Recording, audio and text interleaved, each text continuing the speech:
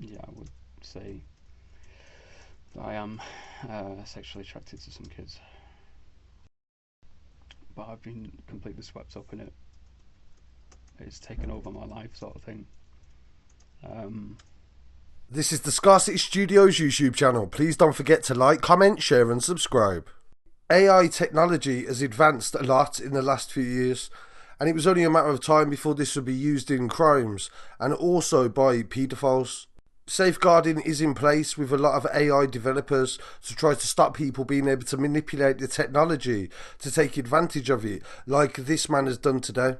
Hugh Nelson has been jailed for 24 years. He will serve a minimum of 18 years and 6 years on licence and a lifetime sexual prevention order.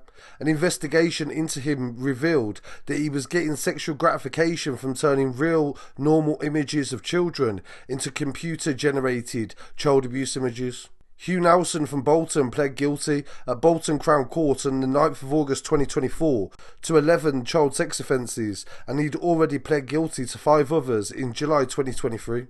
In relation to the previous sentence, he was 27 at the time, pled guilty to a number of offences relating to the use of computer technology to create child abuse images. This was a landmark case for Greater Manchester Police. Detective Constable Carly Baines from the GMP's OCAT team led the investigation. What makes this case unique and deeply terrifying is that Nelson used computer programming that was widely available to anybody, and it had an AI function fitted inside that transformed images of real children from everyday photographs into indecent sexual imagery. It became clear to the police after extensive trawls of his many devices by digital forensic experts that his behaviour was far beyond what he was clearly admitting to.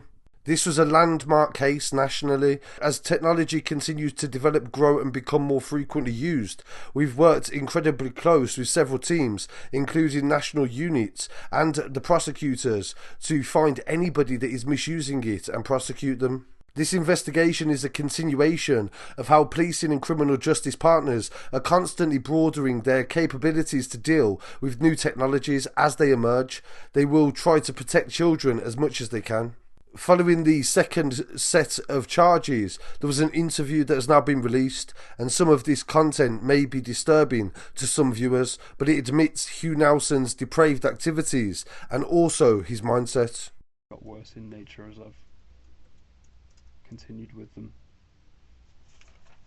because it's sick how much it affects your mind, especially when you have no job, you sit at home, you play games, you watch porn, and you make these stupid goddamn images.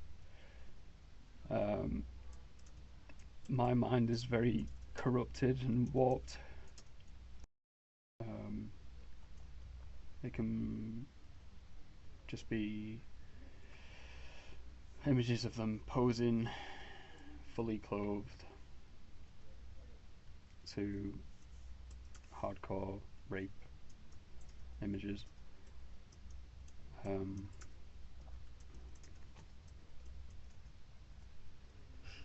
Yeah, so everything really. The images that are sent, I'm not sure you would classify them as any restricted image, because they're not sexual in nature at all. They're just used as reference to create a 3D model from them. Throughout the investigation, the police's top priority was identifying children that was in the images that was located on Nelson's devices and any others that were at risk of harm through Nelson's online activities. The investigation revealed victims and also offenders in different parts of the world, such as Italy, France and the US. The evidence and intelligence the police gathered has now been passed over to other law enforcement agencies who will make arrests and safeguard children and conduct investigations. DCI Jen Tattersall from the online child abuse investigation team said, "This is a real testament to how we battle online child abuse. The CPS can evolve and adapt as offenders do. We will ensure that victims will find justice." despite new trends and ways of offending. Nelson is a very dangerous man who thought he could get away with what he was doing by using modern technology, and he was wrong, and he has felt the full force of the law. The use of computer software and AI within online offending is an area we are noticing is growing, but my message to offenders who think creating indecent images in this way means they won't be caught out, they will be pursued and we will find you.